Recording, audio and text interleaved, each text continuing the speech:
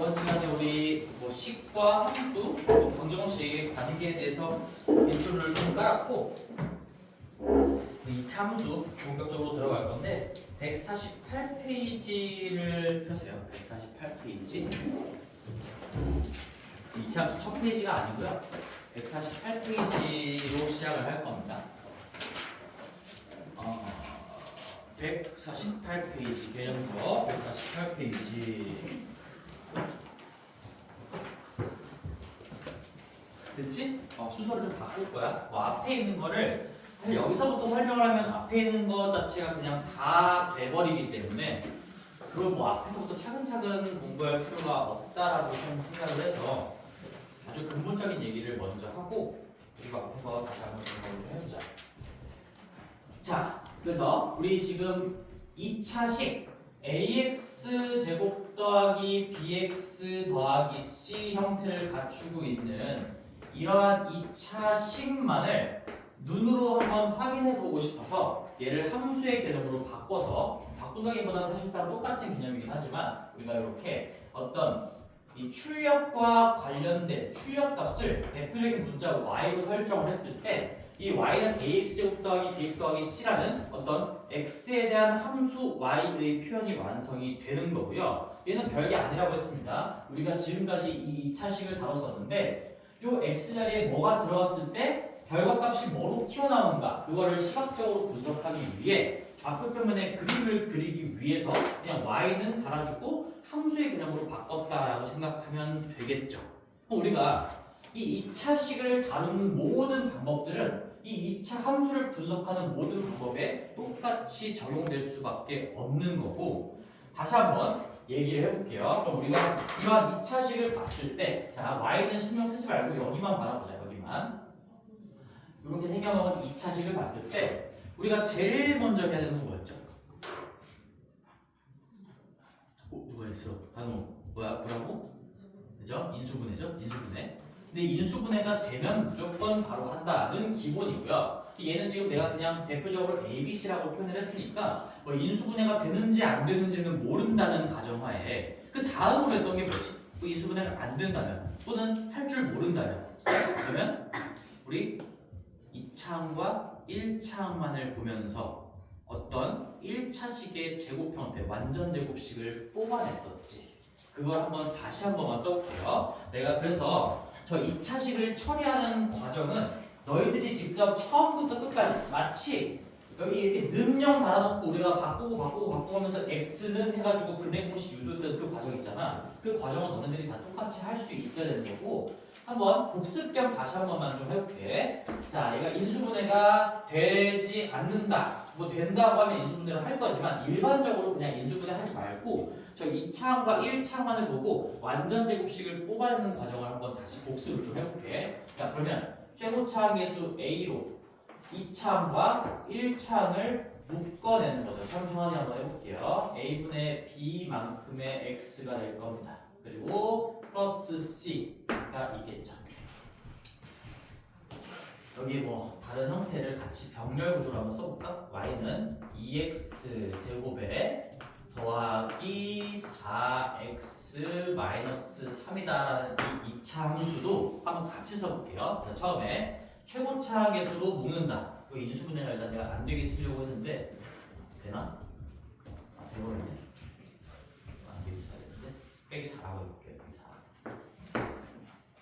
한번 비교해보라는 얘기야. ABC로 어려운 친구들은 이 과정이 뭐 하는 짓인가를 여기서 한번 다시 느껴보라는 얘기예요. 그러니까 변화. 내가 그 이유도 설명을 했는데 기억나니 얘들아? x 값에 뭔가 값을 바꿔감에 따라서 이 x제곱 부분도 바뀌고 4x 부분도 바뀌니까 이 변화 두 개를 관찰하는 게 원래 수학에서 되게 힘들어. 변화가 여러 군데에서 발생하면 발생할수록 이 하나로 모아주는 게 되게 중요한 작업인 거거든. 그래서 우리는 이 변하는 두 군데를 어떤 하나의 식으로 묶어내기 위한 게 수학적으로 이제 기술을 쓰는 거죠. 이 2차항과 1차항을 보고 완전 제곱식을 만들어낸다.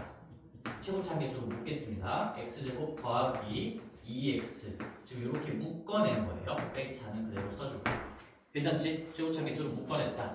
자, 그 다음 줄이 뭐였어요? 그 다음 줄은 자, 그럼 x제곱 더하기 a분의 bx를 만들어낼 수 있는 어떤 1차식의 제곱을 곱셈공식의 반대 과정으로 한번 생각을 해보자는 얘기야. 그럼 우리가 x 더하기 2a분의 b라는 1차식을 제곱하는 순간 얘는 곱셈공식, 전개 과정에 의해서 x제곱 더하기 2배의 a 곱하기 a니까 그게 a분의 b만큼의 x가 될 거고 플러스 4a제곱, 여기 뒤쪽 제곱 4a분의 b제곱 이렇게 전개식이 나오겠죠.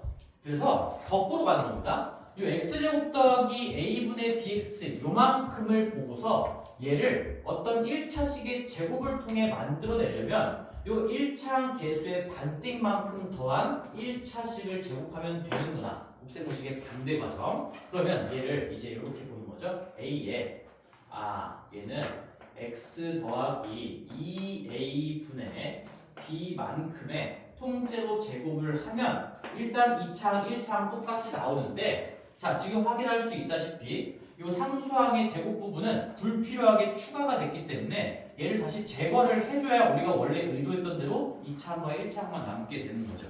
그치? 그래서 다시 한번 여기에다가 요 뒤에 더하기로 붙어있는 요만큼의 제곱은 다시 빼줘야지 우리가 식을 바꾸지 않고 동일하게 유지할 수가 있겠죠. 이렇게. 그래서 우리가 지금 뭐 한 거냐?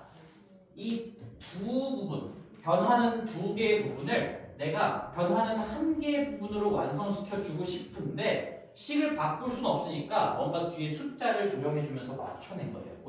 얘는 요만큼이랑 요만큼이랑 똑같지만 얘는 다시 한번 생각을 해봐. x에 1 넣었을 때랑 2 넣었을 때 바뀌는 부분이 여기도 있고요, 여기도 있어요. 두 파트라고 해볼게요, 두 파트. 근데 얘는 x 값을 바꿔가면서 따라서 바뀌는 부분이 딱 이 10부분밖에 없어.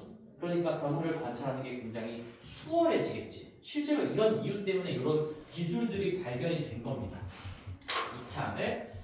2차항과 1차항을 1차식의 제곱으로 표현하는 방법. 여기서도 해볼게요, 여기서도. 그러면 얘는 첫 번째 줄 좀 맞춰서 볼까? 얘는 2배의 자 x제곱 더하기 2x가 나오려면 1차항 계수의 반띵만큼 더한 거 x 플러스 1을 제곱하면 되지 않을까?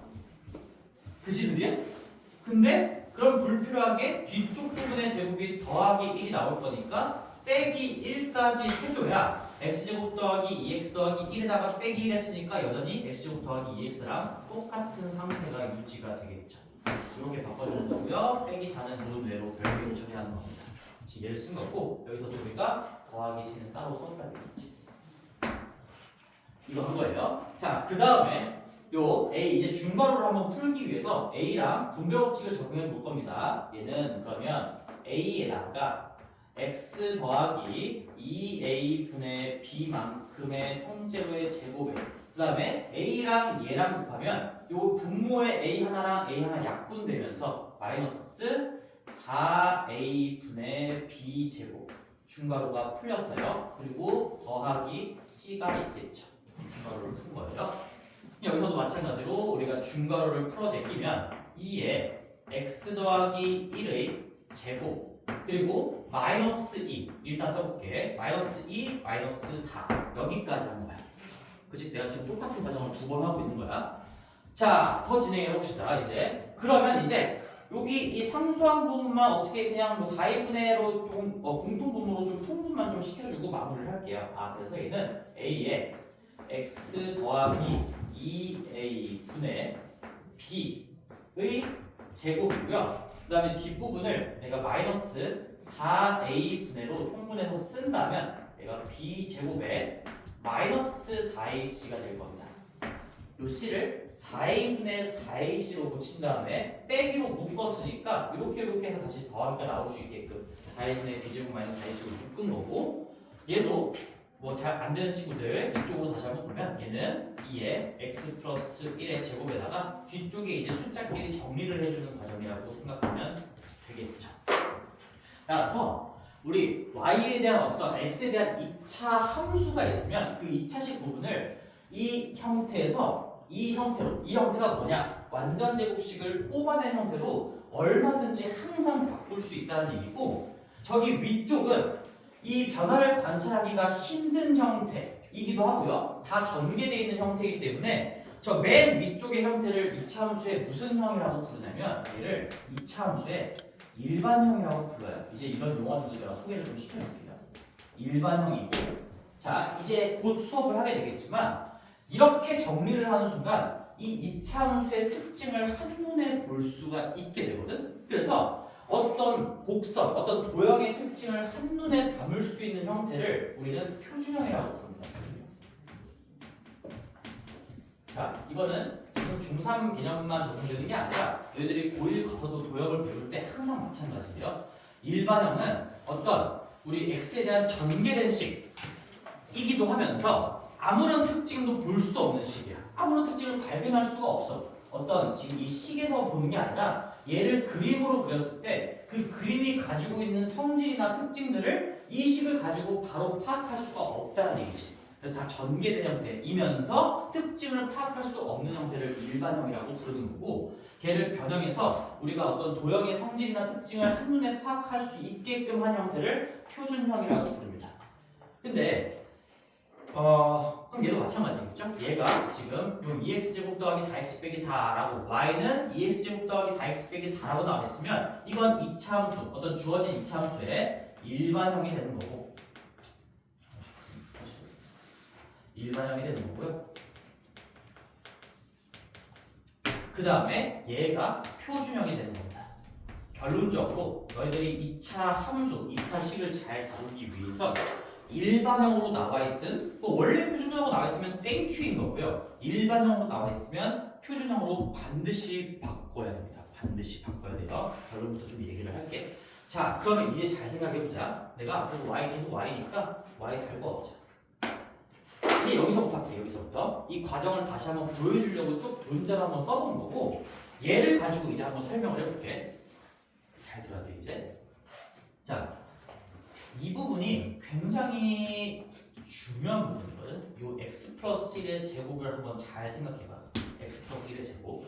자, x 플러스 1의 제곱이고 우리는 x 자리에 실수만 집어넣을 거야. 맞지? 좌표 평면의 그림을 그리기 위해선 어떤 이 변화를 점으로 찍기 위해서는 x 좌표도 실수, y 좌표 값도 실수여야 되기 때문에 어차피 너희들이 지금 실수밖에 안 배우긴 했지만 혹시 허수를 배운 친구들이 헷갈릴 수 있을까봐 좌표에서 분석하는 이 함수는 당연히 입력값, 출력값 그리고 모든 계수들이 다 실수로 구성되어 있어야만 그림을 그릴 수가 있다. 왜? 좌표 평면에 찍을 수 있는 점 자체가 실수 점밖에 없기 때문에 그런 거죠. 애초에 실수가 좌표에 설정할 수 있는 그런 값이기도 한 거고, 그러면 이 x 플러스 1의 제곱은 x 자리에 뭐가 실수가 들어가겠죠? 그럼 얘가 실수의 제곱이라는 얘기거든? 너희들 실수를 제곱하면 절대로 가질 수 없는 값이 있어. 그게 뭘까? 음수예요. 그쵸?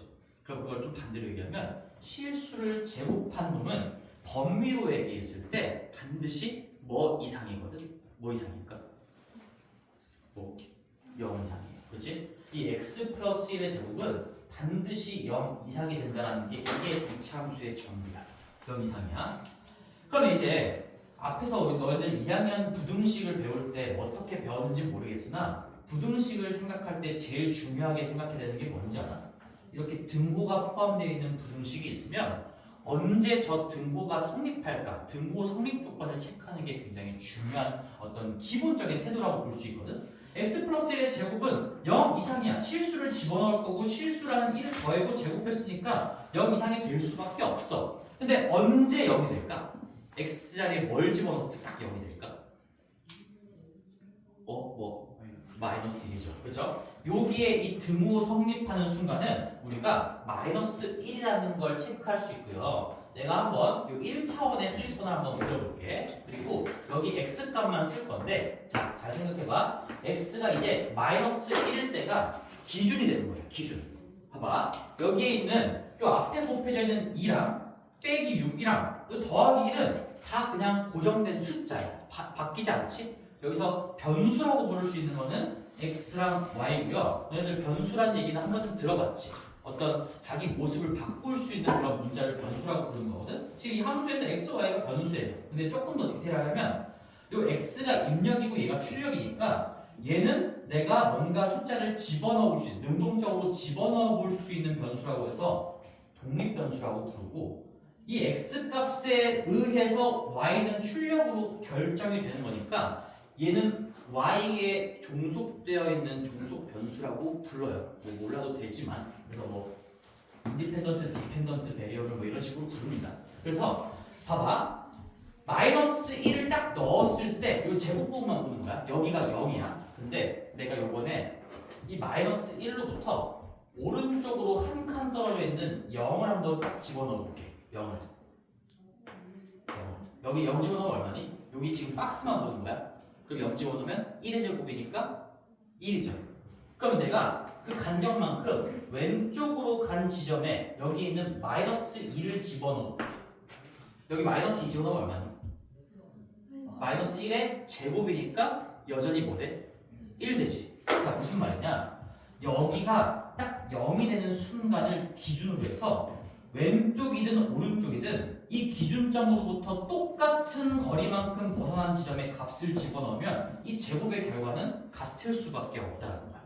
그치? 여기 오른쪽으로 한 칸, 왼쪽으로 한 칸, 0 집어넣어도 1이고요. 마이너스 2 집어넣어도 1이야. 하나만 더 해볼게. 우리가 오른쪽으로 이만큼 가볼게. 물론 여기 사이사이에 실수도 무수히 많겠지만 그냥 자연수 정수만 보자. 2 집어넣으면 1이고요. 마이너스 이만큼 왼쪽으로 두 칸 난 지점에 마이너스 3이 있겠죠? 그럼 1을 집어넣거나 마이너스 3을 집어넣거나 이 제곱의 결과는 당연히 똑같이 나올 수밖에 없겠지. 그럼 1 집어넣어 보시면 실제로 2의 제곱이니까 4가 될 거고, 마이너스 3을 집어넣으면 마이너스 2의 제곱이니까 여전히 당연히 4가 될 거라는 얘기예요. 그러면 이 x 플러스 1의 제곱, 즉 우리가 뽑아낸 이 완전 제곱식 때문에 이 이차함수의 개형, 그림의 형태가 결정이 될 수밖에 없어요. 게다가 최고차항 계수, 앞에 곱해지는 숫자도 양수니까, 자 이렇게 되는 거죠. 내가 높낮이를 이제 찍어볼게. 자 그럼 마이너스 1을 집어넣었을 때 여기 뒷부분 마이너스 6인 거 그냥 뭐 대충 찍어봅시다. 여기 정도 될 거예요. 마이너스 1을 집어넣으면 이제 y축까지 있다라고 생각했을 때 마이너스 1, 마이너스 6을 지나갈 거니까 여기 아래쪽에다가 한번 찍어볼게. 그리고 이제 0, 0을 집어넣으면 2 빼기 6이니까 마이너스 4가 되겠죠? 그 다음에 마이너스 2를 집어넣어도 여기 계산 결과가 똑같으니까 어차피 마이너스 6은 바뀌지 않는 부분이야. 그래서 요거 마이너스 2 집어넣고 계산을 해도 여전히 마이너스 4가 될 겁니다. 그러면 무슨 말이냐? 0을 집어넣을 때나 마이너스 2를 집어넣을 때나 높이가 똑같다는 얘기야. 찍히는 점의 높이가. 우리가 항상 결과값, 요 y값은 높낮이로 표현이 되는 거니까 0을 집어넣을 때 여기 찍혔으면 마이너스 2를 집어넣을 때 여기가 찍힌다는 얘기고, 한 번 더 해볼게요. 1을 집어넣으면 8 빼기 6이니까 그 x축보다 살짝 위쪽에 찍히겠죠? 1,2가 찍힐 겁니다. 마이너스 3을 집어넣어도 8 빼기 2니까 여전히 마이너스 3,2가 찍힐 거예요. 이 점이랑 이 점은 높이가 똑같다.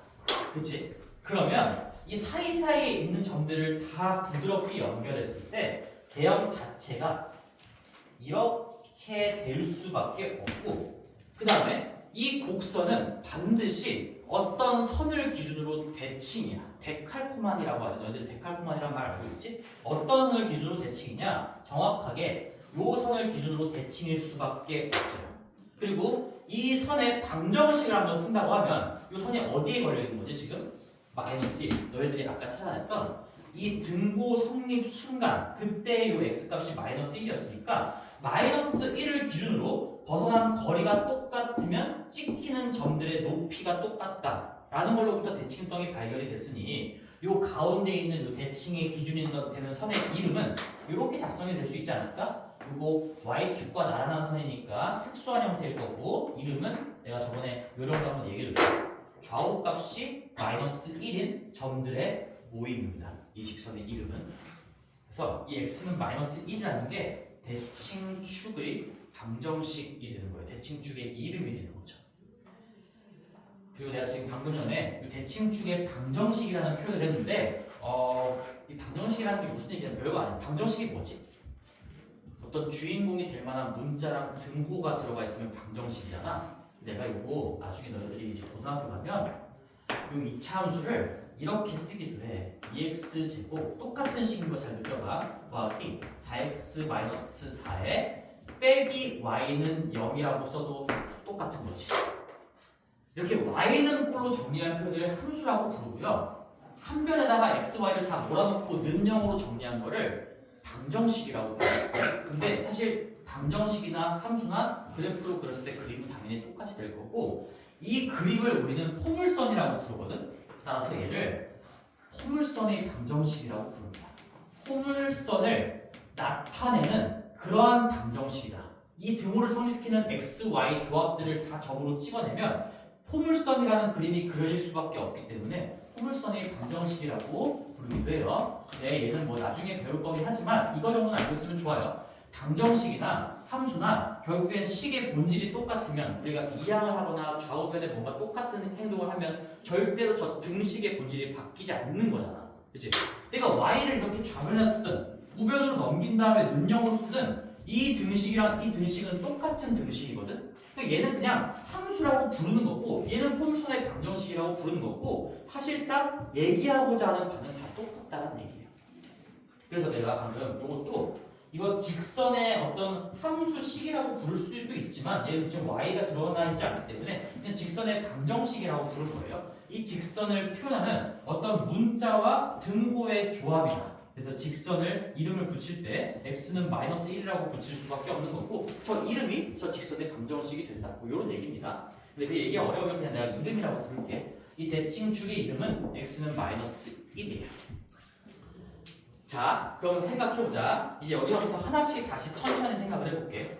우리는 이 기준점 -1을 어떻게 구했는지 먼저 생각을 해보자. 제곱식을 뽑아내고 이 제곱 부분이 0이 되게 하는 값, 즉 등호 성립 순간의 x값을 구한 거 맞지? 그럼 왼쪽으로 갈게요. 우리가 이런 형태가 아니라 일반적으로 그냥 ax 더하기 b 더하기 c라고 쓴다고 하더라도 여기 대칭축이 어딜까를 보면 얘랑 똑같은 부분이죠.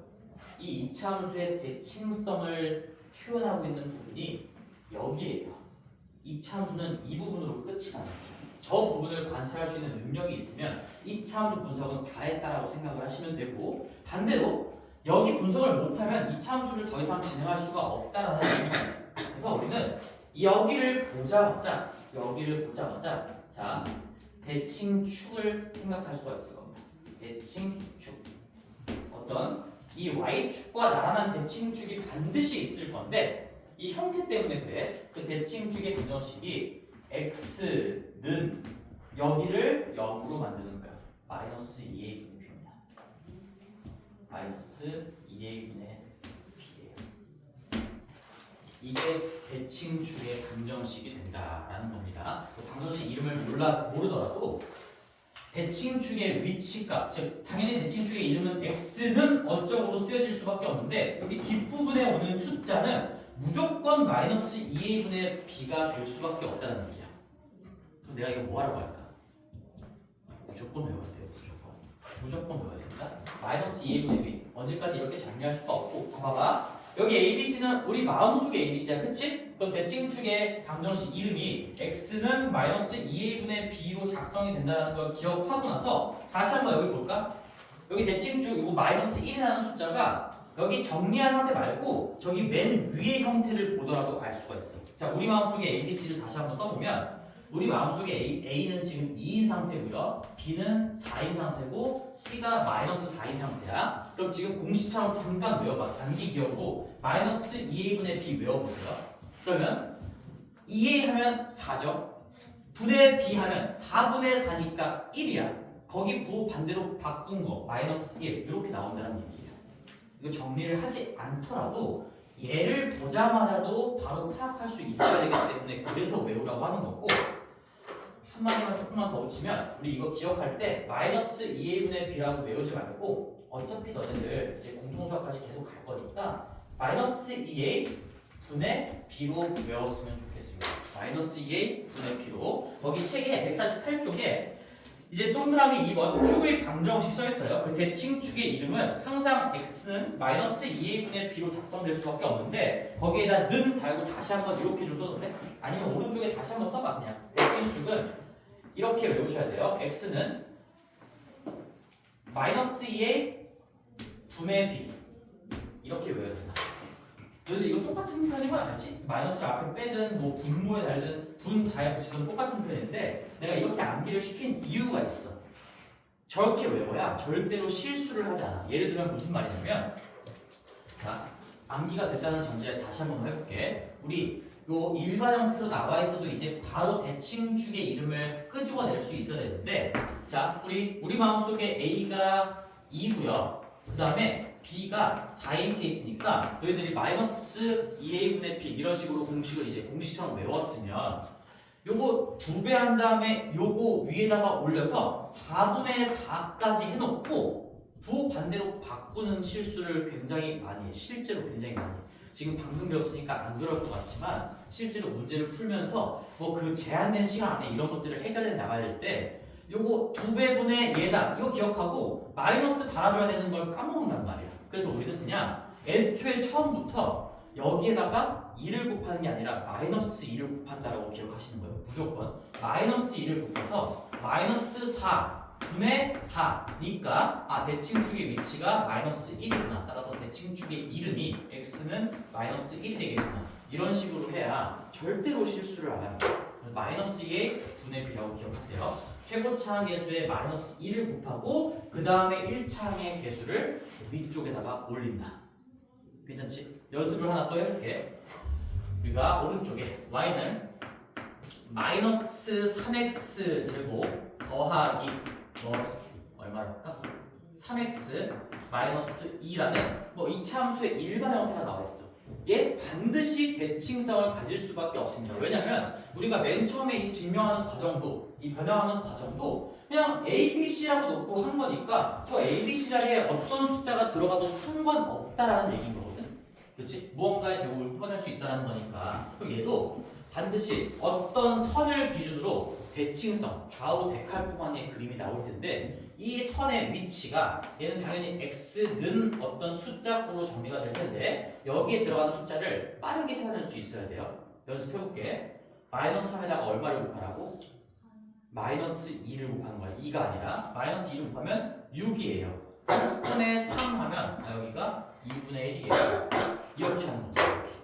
알겠지? 그래서 거기다가 다시 한번 정리해놨을 거라고 해놓으세요. 여기 3번, 2번인가? x는 마이너스 2a분의 b인데 마이너스 2a 분의 b로 다시 한번 적어놓으시고요. 얘로 기억하시는 거예요. 자, 그럼 마저 해볼게요.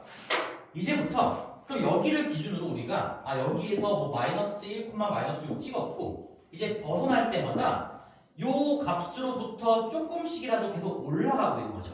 많이 벗어날 때마다 많이 올라가고 있어. 근데 왜 올라가는가가 정해져 있냐면 그건 뭐 때문이냐? 이 앞에 곱해져 있는 최고차항의 개수가 양수기 때문에 그래. 양수기 때문에. 이게 만약에 음수였으면 이거 벗어난 만큼 여기 제곱은 당연히 양수가 나왔겠죠? 근데 양수가 나왔는데 앞에 곱해진 수가 음수기 때문에 최종적으로 이 자체가 음수가 돼버리는 거야. 그럼 밑으로 떨어질 수밖에 없는 거고 얘가 이렇게 뒤집힌 형태가 나올 수밖에 없겠지. 따라서 우리는 요 최고차항 계수의 부호가 이제는 요렇게 그려지냐 아니면 반대로 요렇게 그려지냐를 결정할 건데 한번 여기서 더 그림을 그려볼게요. 얘는 정리해보시면 내가 그냥 빠르게 한번 해볼게. 얘는 마이너스 3에 x 마이너스 2분의 1의 제곱에다가 4분의 1 마이너스 4분의 3이니까 마이너스 4분의 5 뭐 이런 식으로 정리가 될 건데 얘를 그림으로 그려본다면 여기 2분의 1 2분의 1 집어넣었을 때 여기 0 처리되고 y 값이 마이너스 4분의 5로 나올 거야. 괜찮아? 다시 한번 수직선 그려볼까? 여기 이렇게 x축 그렸을 때 여기를 0으로 만드니까 2분의 1 마이너스 4분의 5 요쯤에 한번 찍어보자. 여기가 x축이고요. y축은 우리 가상의 선으로 있다고 생각을 해볼게요. 요쯤에 뭐 여기쯤에 있겠죠? 여기가 2분의 1 지점이니까.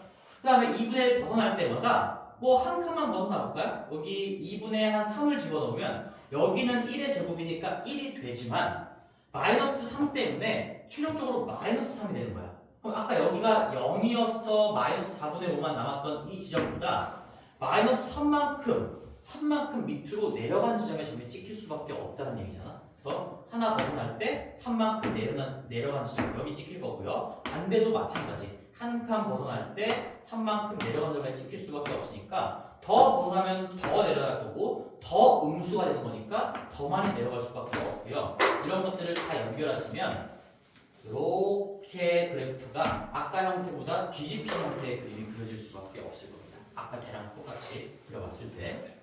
그래서 최고차항의 개수를 가지고 이제 얘기를 좀 해볼 건데 저 최고차항 개수 우리가 A라고 지금까지 표현했던 요 기호 있지? 요게 이제 양수일 때랑 요게 음수일 때는 뭐가 결정이 되냐? 요것도 책에 뭐 어딘가에 써져 있을 거예요. 한번 봅시다. 궁금해할 것 같으니까 151페이지 내가 지금 뭐 151페이지에 있는 모든 내용들을 그냥 다 한 번에 좀 얘기를 하는 거야. 이게 뭐 이렇게 따로따로 공부하는 게 아니라 하나의 흐름으로 연결이 되고 있기 때문에 거기 첫 번째 A의 부호적 그래프의 모양에 따라 결정이 된다 뭐 해놓고 뭐 아래로 볼록 A가 0보다 크다 위로 볼록 A가 0보다 작다 돼 있는데요. 자 이거 이제 칠판을 작성해서 보세요. 책에 나와 있는 거니까 A가 0보다 크면 지금처럼 양수가 곱해져 있으면 개형이 이렇게 U자 형태가 될 수밖에 없는데 우리는 저걸 초딩처럼 U자라고 하진 않고 수학적으로 아래로 볼록이다라고 해요. 아래쪽으로 이렇게 볼록하게 그려진다라는 겁니다. 직관적으로 받아들이세요. 아래쪽으로 볼록이고요. 얘는 위쪽으로 볼록하다고 해서 위로 볼록이라고 불러요. 그러면 이 최고차항의 개수가 0보다 크다라는 건 이 이차함수에서 개형이 아래로 왜? 진짜로. 아 장난치죠? 진짜 아래로 볼록이라고 불러요. 이거 볼록성이에요. 볼록성. 그래서 볼록성이라는 개념이 도입이 될 거고 지금 너희들이 볼록성이라는 개념까지 공부하지는 않겠지만 A가 0보다 작을 때는 위로 볼록이라고 하고요. 우리가 뭐 소통의 편의성을 위해서 내가 때로는 그냥 U자다. 얘는 때로는 역 U자다라고 부르기도 할 겁니다. U를 뒤집어 놓은 형태. 오히려 여기가 좀 내가 표현하는 표현이고 이게 수학적인 용어인데 이게 좀 웃겼나 얘들? 아래로 볼록이고 위로 볼록이라고 해요 실제로. 자 그러면 이거 양방향으로 좀 기억하셔야 됩니다. 이 최고차항의 개수의 부호는 볼록성을 결정한다. 어떤 형태를 결정한다는 얘기고 나중에 가서 그러면 최고차항의 개수의 값은 뭐랑 관련이 있을까라고 생각하면 그거에 대한 얘기는 좀 뒤에서 한번 해볼게. 지금은 최고차항 개수의 부호는 볼록성이랑 연관되어 있다. 아래로 볼록이라는 건 최고차항 개수가 양수란 얘기고 거꾸로 최고차항 개수가 양수면 무조건 아래로 볼록이 될 수밖에 없고요. 그림 그렸을 때. 그리고 0보다 작으면 위로 볼록이고 위로 볼록이면 0보다 작다. 이 왼쪽 오른쪽 얘기는 똑같은 얘기를 하고 있다. 그런 거죠. 양방향 화살표를 왜 적어주는지 알고 있지? 양방향이라고 적는 순간 이 왼쪽과 오른쪽은 수학적으로 같은 내용이라는 얘기인 거야. 얘들아. 마치 등식의 등호 같은 느낌인 거지. 등호는 아니지만. 됐어요? 자, 그래서 다시 148페이지로 가볼게요. 148페이지. 자, 2차 함수를 왜 이렇게 표준형으로 바꿔야 하는가? 거기에 물론 일반형과 표준형 이런 용어는 거기 밑에 바이블 포인트에 따로 나와 있어요. 위쪽에 개념 박스는 안 나와 있죠? 이 밑에 일반형하고 표준형 바이블 포인트 한번 읽어보시고 왜 표준형으로 바꿔야 하는가? 표준형으로 바꾸게 되면 우리는 이 대칭축 이차 함수는 무조건 대칭성을 가질 수밖에 없는데 대칭축이 어디 있는지 여기 0되게 하는 값 한눈에 파악할 수가 있잖아. 여기서는 그게 잘 물론 지금 공식을 외웠으니까 할 수 있겠지만 어쨌든 계산이 한번 거쳐 가야 된다는 얘기지. 근데 여기서는 표준형을 보자마자 0되게 하는 값 마이너스 1 이렇게 조금 더 빨리 한눈에 파악할 수가 있다는 얘기고 그게 우리가 표준형으로 바꾸는 이유가 될 거고 이 축만 찾으면 자, 이 말을 좀 기억했으면 좋겠어요. 요 축에서 이 점 있죠? 이 축에 걸려있는 요 아래로 볼록 쪽에 제일 아래쪽에 찍히는 점이지? 얘가 좌표로 했을 때 마이너스 1, 그리고 y좌표는 어차피 우리 마이너스 1 집어넣고 계산하면 되는 거니까 마이너스 1 집어넣으면 이 부분이 싹 날아가고 빼기 6이 결과값으로 나오겠죠? 얘가 마이너스 6이 될 건데 물론 일반항에서도 찾을 수 있습니다. 마이너스 1인 걸 발견을 했으니까 내가 이 외웠던 공식을 통해서 마이너스 1인 걸 알아냈으니까 그냥 여기서 굳이 고치지 않더라도 마이너스 1을 여기 식의 x자리에다가 집어넣어 봤을 때 2 빼기 4 빼기 4니까 마이너스 6이 나온다는 거 계산할 수가 있겠죠. 그래서 우리는 이 가장 아래쪽에 찍히는 점의 좌표를 빠르게 구할 수가 있다는 거야. 대칭축의 이름과 연장선으로 요 점의 좌표까지 다 구할 수가 있는 거고 이 점을 뭐라고 하냐? 요 이차함수의 꼭지점이라고 불러요. 꼭지점이라고 부릅니다. 꼭지점. 꼭지점이다. 마찬가지 여기서 한 번만 더 연습을 해볼게. 우리 여기서도 물론 위로 블록이 그려졌지만 이 대칭축에 걸쳐 있는 이 점을 꼭지점이라고 똑같이 부르는 거고요. 얘는 뭐 위로 블록의 형태 중에서 꼭지점이고 얘는 아래로 블록에서 꼭지점인 거 그것뿐인 거죠. 그럼 얘도 이 꼭지점의 좌표는 우리가 축의 이름을 발견함과 동시에 그냥 바로 아주 간단한 계산을 통해서 찾아낼 수가 있는데 x좌표는 당연히 2분의 1이겠지. 이 지금 선이 x는 2분의 1이라는 선인 거니까 거기에 걸려있는 점의 좌표는 2분의 1, 어쩌고로 시작할 거고요. 이 2분의 1을 어디다가 집어넣어야지 이 y좌표 값이 나오는 거야? 이 본식에 집어넣어야 되는 거야. 우리는 항상 x자리에 뭘 집어넣었을 때 그 결과가 뭐가 되는가를 점으로 찍고 있는 거니까 이 그래프 위에 어떤 점의 좌표를 얻을 때는 얘가 입력이고 얘가 출력이라고 생각하는 거죠. 2분의 1, 뭐 아래 표준형에 집어넣으시면 마이너스 4분의 5가 된다는 걸 빠르게 판단할 수도 있을 거고 만약에 표준형으로 정리가 안 돼 있다 하더라도 우리가 6분의 3이니까 축의 위치가 2분의 1이구나. 그러면 2분의 1을 집어넣었을 때 마이너스 4분의 3 더하기 2분의 3 빼기 2 계산하시면 마이너스 4분의 5가 된다는 거 금방 얻을 수 있겠죠. 축의 이름과 꼭지점의 좌표는 그냥 하나의 세트로 바로 나오게 되는 겁니다. 이제부터. 그래서 그래서 얘도 이제 꼭지점이라고 부르는 건데 거기에 이제 그게 나와 있을 거예요. 자, 바로 1번의 동그라미 1번 아까 축의 방식 위쪽에 꼭지점의 좌표는 마이너스 2a분의 b 콤마 마이너스 4a분의 b제곱 마이너스 4ac. 그거 뭐 일반적인 문자로 정리했을 때 얘가 된다는 얘기지. 그만큼 y좌표는 얘가 될 수밖에 없다. 여기를 0 되게끔 하는 마이너스 2a분의 b를 싹 집어넣으면 이 앞부분이 0으로 날아가고 그 y 값이 얘가 될 수밖에 없다라는 거. 여기죠. 그래서 마이너스 2a분의 b 콤마 뭐 마이너스 4a분의 b제곱 마이너스 4ac 써있는데 이 y좌표는 외우는 거 아니에요. 내가 외우라고 한 적 없지. 그리고 축의 위치 얘만 외우면 얘 집어넣어가지고 y좌표 값 구하면 되는 겁니다. 그리고 지금 마이너스 4분의 5나 마이너스 6이 지금 이런 공식에 A, B, C를 집어넣어서 구하는 게 아니라 그냥 요거를 구하는 걸 외우고 얘를 집어넣은 결과는 그냥 단순 사칙 연산만 하면 되는 거니까. 괜찮죠? 그래서 거기 y좌표는 절대 외우지 마시고 쌤은 많이 썼으니까 그냥 외워지는 건데 쌤은 외웠어요. 쌤은 외웠지만 외운 게 아니라 너무 많이 써가지고 외워진 거고 아무 쓸데가 없습니다. 저거는 마이너스 2a분의 b 콤마 거기까지만 좀 체크 다시 해보자. 꼭지점의 좌표는 마이너스 2a분의 b 콤마 어쩌고다. 그리고 그 어쩌고는 x자리에 마이너스 2a분의 b를 집어넣어서 그 결과값 y자리가 어떤 숫자가 되는지 얘는 직접 계산하시길 바래요. 책에 이렇게 적혀있죠. 꼭지점은 마이너스 얘도 내가 이렇게 쓸 거야. 마이너스 2a 분의 b 콤마 어쩌고고 얘는 대입을 통해서 계산한다. 본식에다가 대입을 하면 여기 y 좌표도 당연히 나오게 되겠죠. 이렇게 기억하고 계셔야 됩니다.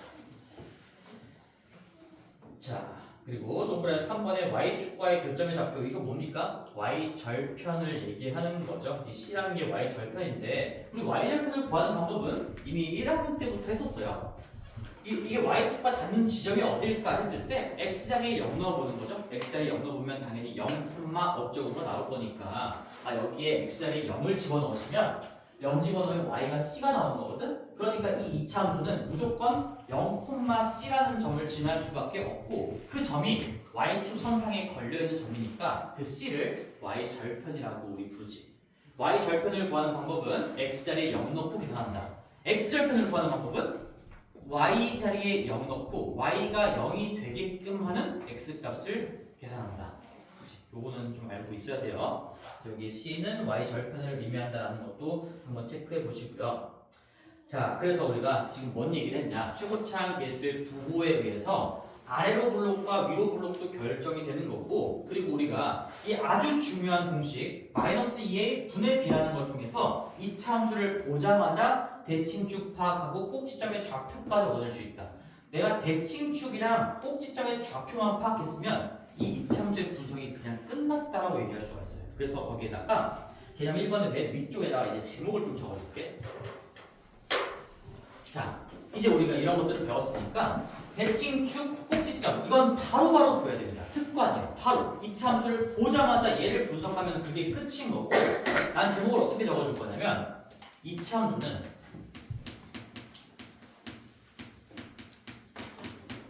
꼭지점 으로부터 만들어진다.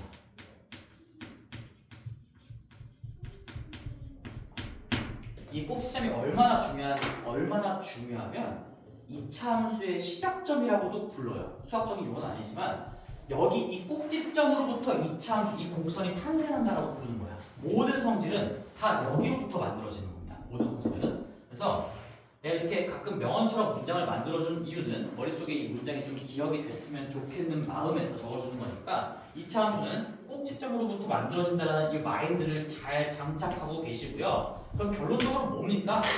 다시 한번 또 강조하는 거죠. 이차 함수를 보면 대칭축 꼭지점의 좌표 바로바로 분석할 수 있어야 된다. 그런 얘기지. 자, 이제 본격적으로 연습을 좀 해볼게요. 오른쪽에 1-1번 여기까지 정리해놓고 얘 뒤쪽에 있는 개념 다시 책을 가지고 이제 쭉 볼 거야. 요만큼 정리가 되어 있잖아. 내가 일부러 앞에를 건너뛴 이유가 있거든. 이거 정도 정리되어 있으면 앞에 개념들이 그냥 다 되는 거야. 이게 어떻게 되어 있냐면 봐봐. 너희들 책 보면 처음에 이렇게 해요. y는 x제곱. 가장 간단한 형태 봅시다. 그 다음에 이제 최고차항에다가 뭔가를 좀 곱해 볼까요? 그런 다음에 이제 뭔가 1차항도 한번 추가해 볼까요? 이런 식으로 지금 하나씩 올려가면서 공부를 하고 있는 건데 이렇게 공부할 필요가 나는 없다라고 좀 판단을 해서 건너뛴 거고 그냥 바로 이 완성형을 가지고 분석하는 방법을 할 줄 알면 얘는 다 여기에 일반적인 형태들인 거니까 이게 뭡니까? C가 0인 케이스인 거지. 얘는 뭐야? B랑 C가 0인 케이스인 거지. 달라지는 건 아무것도 없다는 얘기야. 얘는 뭐야? A가 1이고 B, C가 0인 케이스인 거지. 얘를 할 줄 알면 얘네들은 그냥 그 공식에다 집어넣으면 되는 거겠지. 이 y는 x제곱, 얘 대칭축이 어딜까? 우리 마음속에 ABC가 뭐예요? 1, 0, 0이에요. 우리 마음속에 ABC. 그치? 그러면 x는 마이너스 2분의 0이니까 x는 0이 대칭축인 거야. x는 0이 다른 말로 하면 뭐야? y축이지. y축. 그래서 우리가 이 y는 x제곱은 내가 1단원 제곱근 파트 할 때 아직 안 배웠지만 이건 그림으로 그릴 줄 알면 좋다라고 얘기했었던 거 한번 다시 해볼까? 우리 둘이는 얼마 전에 내가 보강하면서 얘기했으니까 가장 최근에 들었었지 너는? 이거 y는 x제곱 어떻게 그려져? 0,0이 꼭지점이고 자 0이니까 0 집어넣었을 때 0 나오지? 0,0이 꼭지점이야. 축과 꼭지점은 그냥 바로 연속적인 과정에 의해서 다 구해주는 거야. 0,0이 꼭지점이고요. 얘 최고차항 계수가 양수니까 아래로 블록으로 그려질 수밖에 없고 이 대칭의 기준이 되는 선 자체가 x는 0, 즉 y축이 될 수밖에 없다. 그래서 우리가 1 집어넣으면 1,1, 마이너스 1 집어넣으면 마이너스 1,1, 2 집어넣으면 2,4, 마이너스 2 집어넣으면 마이너스 2,4. 내가 그래서 여기서 어떤 x축과 평행항을 딱 그렸을 때 양수의 제곱근은 왜 두 개가 나오는지 이런 거 그림으로 설명했었고 0의 제곱근은 왜 하나가 나오는지 음의 제곱근은 왜 안 나오는지 이런 거 설명했던 거 기억 나죠? 여기서 내가 나조에 해당하지 않는 친구들은 지금 희천이랑 규림밖에 없는 거야. 그치? 맞지? 기억나는 거지 이거. 그리고 내가 이 y는 x제곱에 이 y축을 기준으로 오른쪽만 보면서 우리 대소관계 얘기를 했었습니다. 내가 양수 A, B를 잡았을 때 B가 A보다 둘 다 양수라는 전제하에 B가 A보다 크면 B 제곱이 A 제곱보다도 클 수밖에 없는 거고요. 그 다음에 뭐 거꾸로 이제 요번에 요쪽을 얘가 y는 x 제곱일 때 여기가 B고 여기가 A라고 했을 때 B가 A보다 큰 상황이면 거꾸로 제곱하기 전 양수로 돌아갔어. 여기가 루트 A고 여기가 루트 B겠죠? 루트를 씌워도 원래 큰 쪽이 더 클 수밖에 없다. 대소관계도 설명을 했었어요. y는 x제곱 가지고. 그래서 그거에 조금 더 다양한 형태들을 지금 공부를 하는 거죠. y는 ax 더하기 bx 더하기 c. 즉 어떤 조합이 돼도 우리는 다 분석할 수 있는 방법을 배우는 겁니다. 인트로가 좀 길었네요. 여기까지가 인트로입니다. 그래서 1-1번을 볼게요. 149페이지. 자, 149페이지 걔를 보자마자 149페이지 페이지 보자마자 이거 적어볼게요 우리. y는 3x 제곱 더하기 6x 더하기 7. 얘는 우리가 굳이 형으로 얘기하면 무슨 형이야? 이것도 표현은 좀 기억해주면 좋아. 일반형이에요, 일반형. 다 전개된 형태. 얘를 가지고 한눈에 어떤 축이나 꼭지점의 좌표를 바로 알 수가 없어요. 물론 얘도 바로 알 수 있는 건 아니지만 그래도 마이너스 1인 거 다소 빠르게 판단할 수가 있고요. 마이너스를 집어넣으면 결국엔 여기 뒤쪽에 따로 있는 숫자가 y 좌표일 수밖에 없는 거거든. 그래서 표준형으로 정리를 하시면 축의 위치랑 꼭지점의 좌표를 그냥 한눈에 볼 수 있다라고 그냥 생각을 하는 거야. 이 정도는. 자, 해보자. 얘는 축의 위치 보자마자 항상 대칭축의 방정식, 대칭축의 이름 구할 수 있어야 돼요. x는 무조건 x는입니다. 무조건 x는 마이너스 6분의 6 마이너스 1. 얘가 대칭축의 방정식이 될 거고, 따라서 꼭지점의 좌표는 마이너스 1, 콤마 써놓고, 이게 연속적인 과정이에요. 연속적인 과정. 대칭축 이름 쓰자마자 요 놈이 당연히 꼭지점의 x 좌표가 될 수밖에 없으니까 마이너스 1을 집어넣어서 대응하는 y 좌표값만 계산해주면 되겠죠. 그럼 3 빼기 6 더하기 7이니까 얘가 4가 될 겁니다. 대칭축의 방정식, 대칭축의 이름이 될 거고요. 얘가 꼭지점의 좌표가 될 거고, 그게 보기에 3번에 있네요. 마이너스 1,4랑 마이너스 1. 그래서 거기 모든 교재 이제 풀이 과정을 보면 얘 표준형으로 정리하고 이런 과정들이 있어. 이게 중학교 버전이어서 그런 거거든. 근데 우리는 중학교 버전을 좀 넘어가서 이제 고등학생들은 사실 얘를 바로 외우고 씁니다. 얘를 외우고 쓰기 때문에 너희들도 그냥 외우고 쓰는 거를 추천이 아니라 이거는 강요예요. 강요. 무조건 외우셔야 돼요. 무조건. 마이너스 2a 분의 b입니다. 자, 밑에 y는 2x제곱도 해볼게요. y는 2x제곱 마이너스 12x 더하기 a라는 걸 봤을 때, 자, 보자마자 문제 나 뭔지 보지도 않았어 아직. 축 무조건 구해야 돼. 무조건. 얼마야? 여기 마이너스 2 곱하면 마이너스 4. 마4분의 마10이니까 3이에요. x는 3이다 써놓고 꼭지점의 좌표는 3, 어쩌고겠구나. 3 집어넣으시면 18 빼기 36이니까 마이너스 18 더하기 a. 마이너스 18 더하기 a. 얘가 축이고요. 얘가 꼭지점의 좌표가 될 거란 얘기지. 그러고 문제를 봅시다. 원래는 문제를 먼저 봐야 하는 게 맞지만 이게 워낙 중요한 거니까 그냥 무조건 구해놓고, 꼭지점의 좌표가 b, 마이너스 5래요. 이게 b, 마이너스 5래. 뭐지? 눈깔이 왔다 갔다 비교하는 얘기죠? b가 3이고요. a가 13이겠구나. b는 3이었고 a는 13이었다는 얘기구나. 이렇게 구해주시면 되겠죠. 둘이 더하면 16이 답이 될 겁니다. 자, 됐어요. 자, 그 다음에 이제 밑에 평행이동이 나오는데, 이 평행이동은 사실 너 언제 배웠는지 기억나지? 평행이동. 이 그래프의 평행이동 했을 때 요거 언제 배우죠? 2학년 1학기 때 배울 거예요. 아마 직선의 평행이동 하면서 어떤 그래프 함수의 평행이동, 이 그림을 그대로 좌우 상하로 옮기려면 x를 뭘로 바꾸고 y를 뭘로 바꿔야 된다 이런 얘기를 하는데, 그걸 알고 있다는 전제하에 문제가 나올 거기 때문에 얘도 마찬가지예요. 좌표에 그릴 수 있는 그림이니까 이거를 옮기는 방법은 우리 직선을 옮기는 방법이랑 다르지 않다는 얘기죠. 좌표에 그릴 수 있는 모든 그림을 옮기는 방법은요, 그 그림을 표현하고 있는 식에 들어가 있는 x랑 y를 다 x 빼기 이동량, y 빼기 이동량으로 바꾸는 겁니다. 이 얘기를 사실 증명을 좀 해주려면 고등과정이 좀 필요하거든. 그래서 중학교 때는 그냥 직관적으로 좀 이해를 하자는 얘기인데, 살짝의 그냥 이해를 돕기 위해서 가벼운 설명만 좀 해볼게요. 너희들 평행이동을 어려워하는 친구들 좀 있으니까. 근데 만약에 이 정도 설명을 듣고 이해가 잘 안 되면 그냥 버리고 암기하는 정도 합시다. 고등과정의 내용이 좀 필요해요. 자, 평행이동이 뭐냐? 우리가 여기에 이렇게 직선이 있었어요. 예를 들어서 직선이 있었는데 얘를 오른쪽 방향으로 여기 항상 이동량의 부호가 방향까지 얘기해 주고 있는 거야. 그냥 플러스 이만큼 이동한다라고 하면 당연히 오른쪽으로 이만큼 움직인다라는 거고, 마이너스 이만큼 옮긴다라고 하면 왼쪽으로 이만큼, 물론 x축 방향으로 이렇게 옮긴다라는 얘기가 써져 있어야 되겠죠. 자, 그럼 잘 생각해봐. 얘가 그냥 아주 심플한 식 y는 x라고 한번 해볼게. y는 x. 그리고 여기에 점을 0,0 말고 뭐 1,1이라고 할까? 1,1이라고 한번 해볼게. 1,1. 이런 거지. 근데 이 직선을 그대로 오른쪽으로 두 칸 잡아당겼을 때 일로 갈 건데, 자 그러면 요 점도 그대로 여기로 옮겨지겠죠. 여기에 있는 모든 점들은 다 대응하는 관계가 있을 거야. 여기는 무수히 많은 점들로 이루어져 있지만 그 점들의 관계를 표현하는 식이 y는 x인 거고, 그 각각의 점들을 평행이동으로 오른쪽으로 이만큼 했으니까 얘는 이리로 갈 거니까 이 둘이 대응하는 거고요. 이 점이랑 이 점이랑 대응한다라고 내가 표현을 한번 해볼게. 그러면 봐봐. 여기서는 이 점의 의미가 뭐냐면 이런 거야.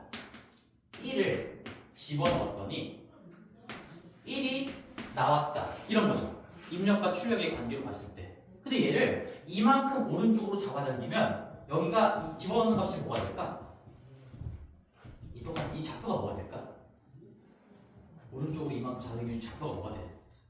3,1 되지. 이거 어려워 지금? 아니지. 이거 3,1은 얘기해야 돼. 오른쪽으로 두 칸 됐으니까 x축 방향으로 갔으니까 1만 3 되는 거가 이렇게 변하지 않았겠죠. 그럼 이게 무슨 말이냐면 내가 원래 기존에 1을 집어넣었을 때 1이 되는데 이번에는 1보다 이만큼이나 더 큰 거를 집어넣어야지 1이 된다는 얘기야. 그래서 원래 기존에 어떤 이 점들의 관계를 표현하는 식이 y는 x였어요. 여기에 1을 집어넣어서 1이 나온 거야. 근데 얘를 오른쪽으로 두 칸 이동하면 x 자리에 기존에 넣었던 것보다 이만큼 더 큰 걸 집어넣어야지만 기존에 있던 결과값이 나와. 그래서 얘 x가 x 더하기 2가 아니라 빼기 2로 바뀌어야 돼. 좀 이해하기 좀 어려울 수 있거든.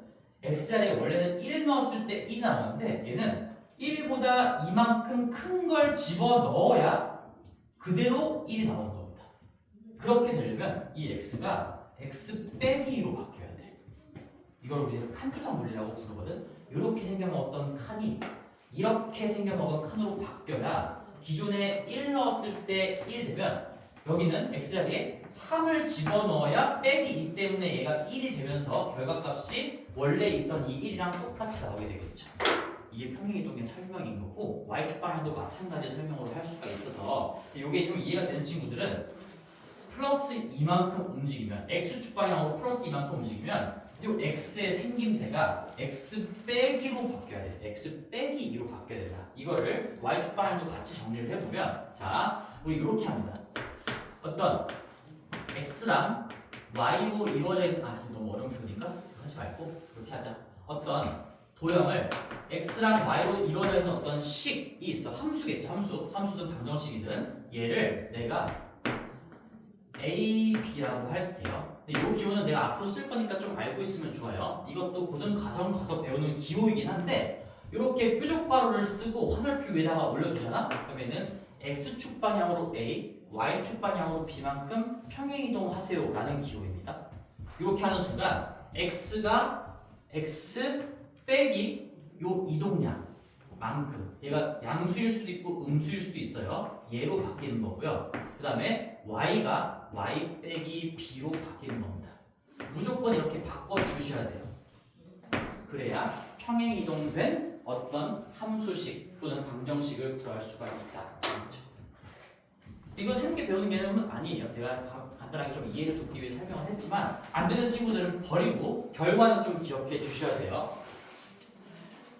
자, 그러면 이제 배우자. 좌우로 움직이거나 그러면 플러스 2, 마이너스 2 움직이면 무조건 x를 x 빼기 이동값 뭐 위아래로 움직이고 싶으면 y를 y 빼기 이동값으로 다 바꾸면 된다라는 걸 그냥 결과적으로 기억하시면 자, 봐봐. 이제 이런 것들 우리 처음에 요거 y는 ax 제곱이 있었다고 생각을 해볼게. 내가 ax 제곱에서 이 형태로 갈 수 있을까? 평행이동을 통해서 반드시 갈 수 있어. 어떻게 갈 거냐면 요거 x 대신에 뭘로 바뀐 거지?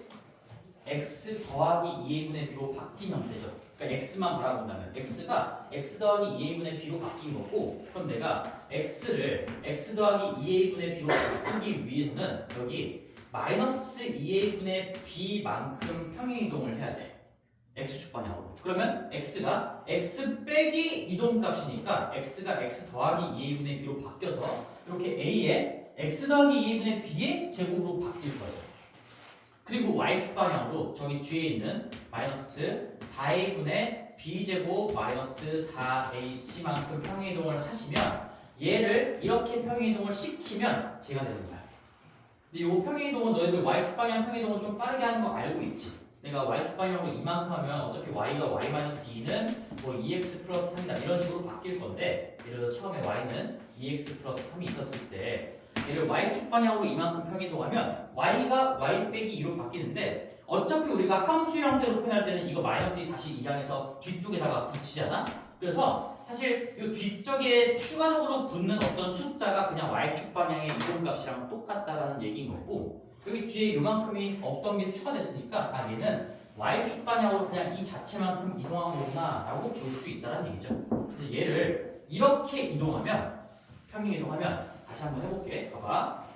y 대신에 y 빼기 이동량으로 바뀌는 거니까 y가 여기 눈에 보이는 y가 y 빼기 얘, 그럼 더하기로 바뀌면서 4a분의 b제곱 마이너스 4ac로 바뀔 거고요. 그 다음에 a는 변화 없을 거고 x가 x 빼기 이동량으로 바뀌는 거니까 x 더하기 2a분의 b 이렇게 바뀔 겁니다.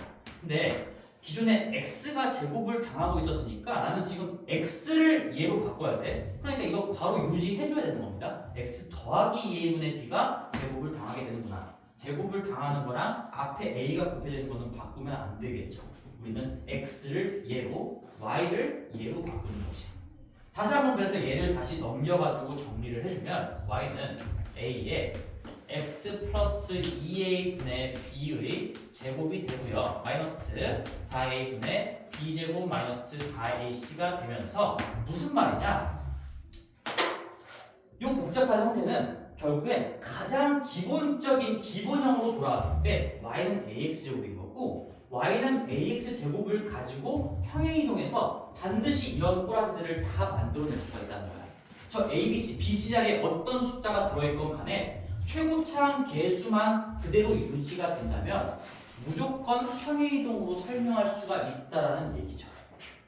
그럼 얘도 우리가 y는 마이너스 3x제곱이라는 이 형태에서 이렇게 옮겨간 거니까 x축 방향으로 얼마 이동했을까? 이거 얼마 이동한 걸로 볼 수 있을까? 여기 x가 x 빼기 2분의 1로 바뀌었어.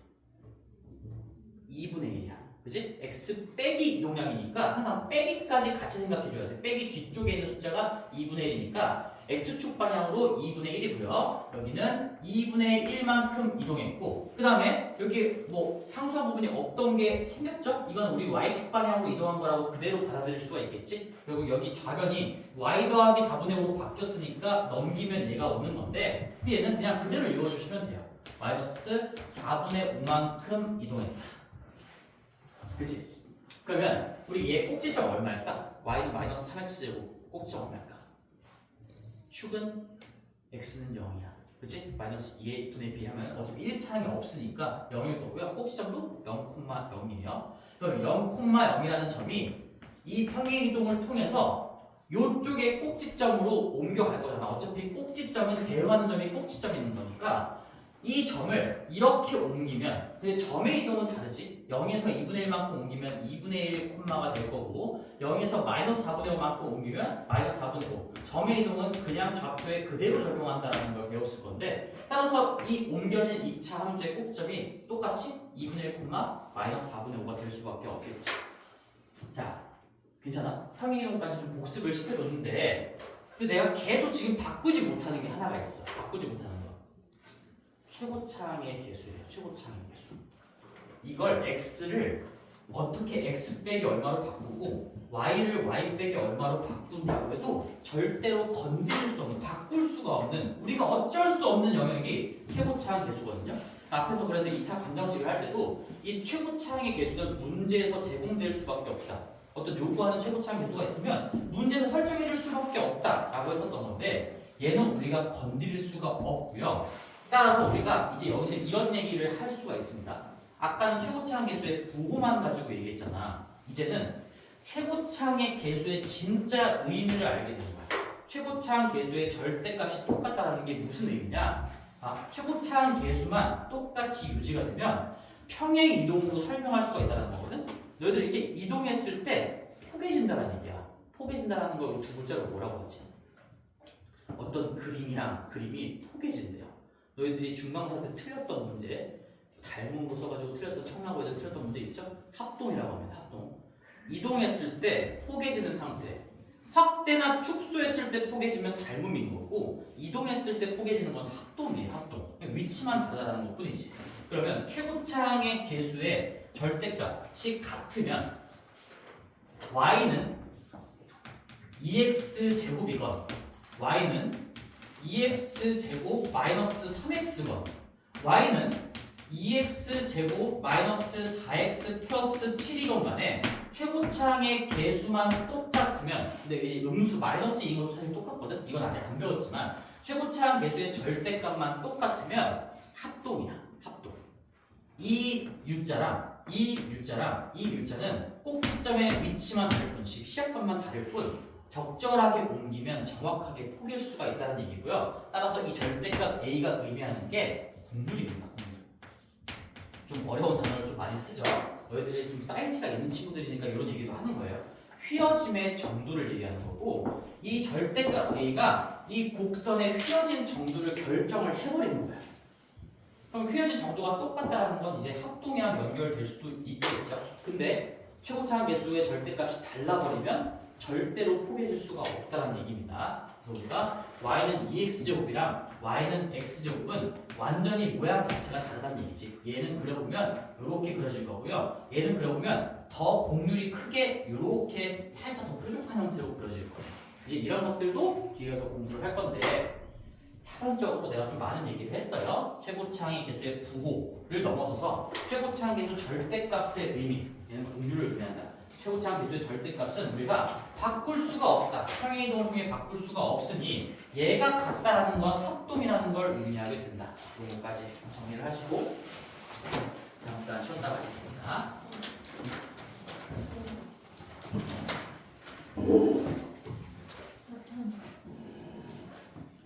책 한번 보실 분들은 보세요.